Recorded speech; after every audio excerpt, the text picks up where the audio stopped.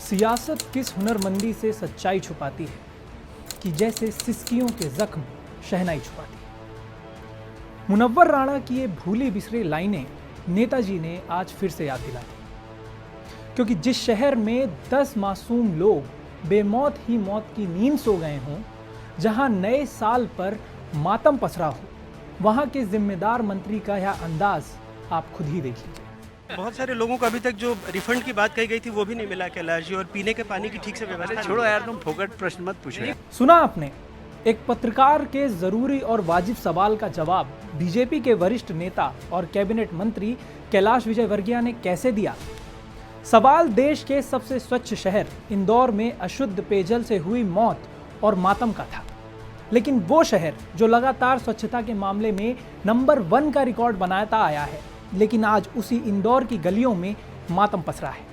सवाल ये है कि जिस शहर ने सफाई में दुनिया को मिसाल दे डाली, वहाँ क्या अब लोग जहरीला पानी पीकर मरने के लिए छोड़ दिए गए हैं? ये महज एक खबर नहीं है, ये उन परिवारों की कहानी है जिसकी जिंदगियां सिस्टम के जहरीले पानी ने निगल ली।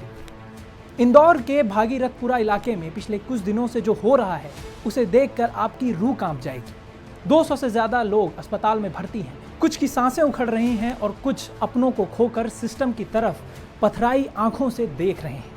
लेकिन सबसे शर्मनाक बात ये कि जब इस त्रासदी पर सवाल पूछे गए तो जवाब में संवेदनशीलता नहीं बल्कि अहंकार मिला, और वो भी एक जिम्मेदार मंत्री की तरफ से। अब जरा इस पूरे घटनाक्रम को गहराई से समझिए। भागीरथपुरा इलाका मध्य प्रदेश, वहां के कद्दावर नेता और कैबिनेट मंत्री कैलाश विजयवर्गीय का अपना विधानसभा क्षेत्र है।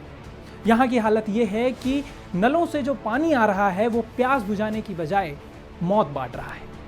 बुधवार की रात जब एनडीटीवी के वरिष्ठ पत्रकार अनुराग द्वारी ने मंत्री जी से कुछ कड़े सवाल पूछे, सवाल ये कि पीने के पानी की मुकम्मल व्यवस्था अब तक क्यों नहीं हुई, बस इन्हीं सवालों पर मंत्री जी अपना आपा खो बैठे। उन्होंने कैमरे के सामने क्या कुछ कहा, आप भी जरा सुनिए।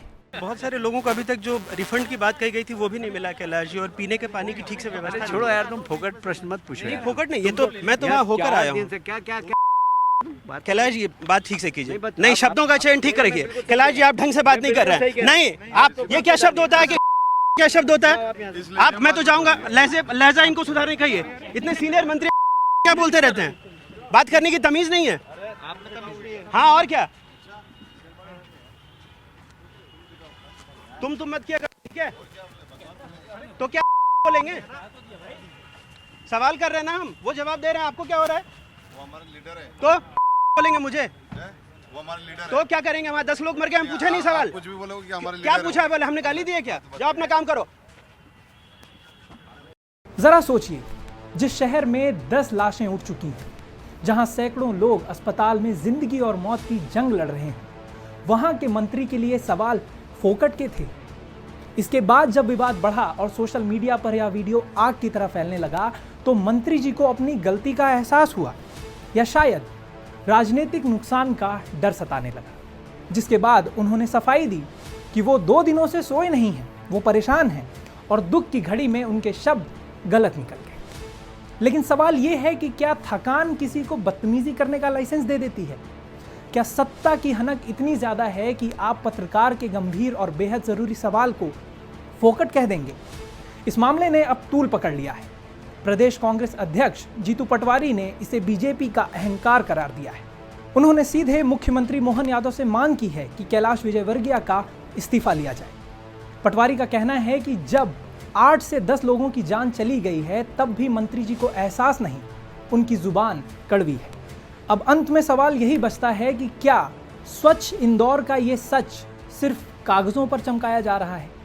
अगर जमीनी हकीकत इतनी खोखली है कि लोग दूषित पानी पीकर मर रहे हैं, तो फिर ये करोड़ों का बजट और स्वच्छता की ये रैंकिंग किस काम की?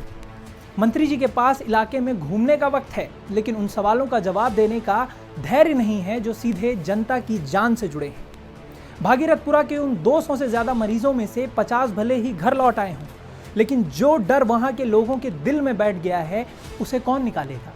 क्या सिस्टम अब अपनी जिम्मेदारी समझेगा या फिर अगले स्वच्छता सर्वे की तैयारियों में इस जहरीले सच को कहीं दफन कर दिया जाएगा? ये सोचने वाली बात है।